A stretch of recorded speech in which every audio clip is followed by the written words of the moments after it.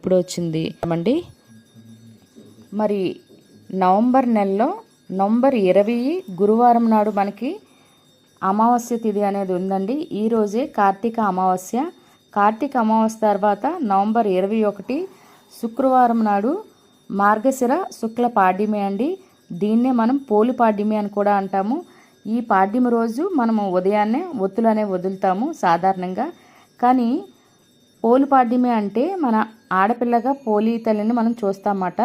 మరి 21 శుక్రవారం అనేది శుక్రవారం రోజు కానీ మంగళవారం కానీ మనము మన ఆడపిల్లని ఇంటికి అనేది పంపించు కదండి, అమ్మగారింటి నుండి అత్తవారింటికి.